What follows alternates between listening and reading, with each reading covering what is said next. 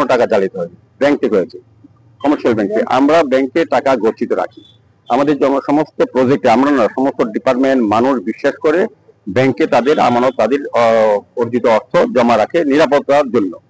আমাদের আগরতলা পৌর নিগমের বিভিন্ন যে সামাজিক প্রকল্প বা উন্নয়নের যে কাজগুলি, যে টাকাগুলি কেন্দ্রীয় প্রকল্পের হোক বা রাজ্য সরকার হোক বা পৌর নিগমের ট্যাক্সের টাকা হোক, আমরা কিন্তু বিভিন্ন জায়গায় বিভিন্ন ব্যাংকে আমরা অ্যাকাউন্টে টাকাগুলি রাখি। প্রয়োজনে যখন কাজ হয় তখন টাকা তুলে কাজ করা হয়।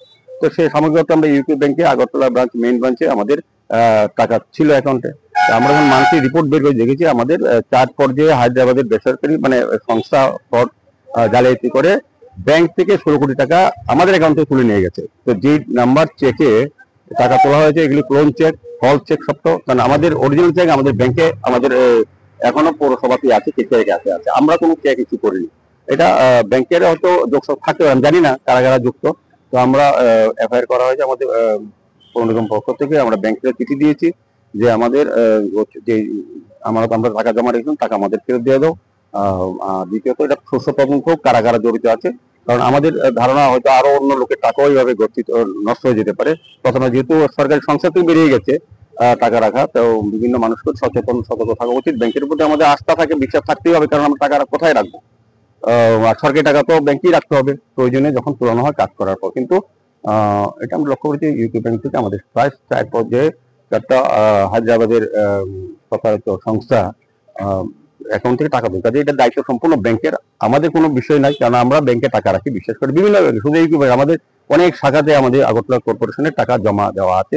প্রয়োজনে আমরা যখন যেটা পেমেন্ট করা তখন টাকা তোলা হয়। তো আমরা তুলতে গিয়ে দেখি যে আমাদের 16 কোটি টাকাও ব্যাংক থেকে হাফিজ হয়ে গেছে। এটা ব্যাংক কর্তৃপক্ষের দায়িত্ব। ব্যাংক কর্তৃপক্ষ আমাদের বলেছে আমাদের টাকা আমাদেরকে ফিরিয়ে দিতে। আমি বলতে পারি না, কারণ বিষয়টা হচ্ছে টাকাটা ব্যাংকের কাছে আমরা রেখেছি, ব্যাংক থেকে টাকাটা অন্যরা প্রতারিত নিয়ে গেছে। এটা আমাদের যে আমাদের চেক আমাদের কমিশনার সই করে নিত, জাল করে সবটা নিয়ে গেছে। এটার দায়িত্ব হচ্ছে ব্যাংকের, যে কারা কিভাবে তার পেমেন্ট করলে ব্যাংকের কর্মী জড়িত কিনা আমি জানি না, আমাদের পৌর নিগমের কর্মী জড়িত আছে আমিও জানি না। কিন্তু আপাত দৃষ্টিতে যেটা বোঝা যায় যে এখানে আমাদের কিছু করণীয় নেই, আমরা কোনো চেক প্রদান করিনি, আমরা কোনো কোম্পানিকে বরাদ্দ দিইনি। আমাদের টাকা রাখলাম বিশ্বাস করে ইউপি ব্যাংকের কাছে, তাদের থেকে ব্যাংক টাকা খোয়া গেছে, এটা দায়িত্ব তাদের সম্পূর্ণ। আমরা না না, আইনগত বলতে আমরা চিঠি দিয়েছি, আমরা এফআইআর করেছি পশ্চিম থানা, আমরা বলেছি যে এটা সুস্থ তদন্ত হোক আর আমাদের টাকা যাতে আমাদের ফিরিয়ে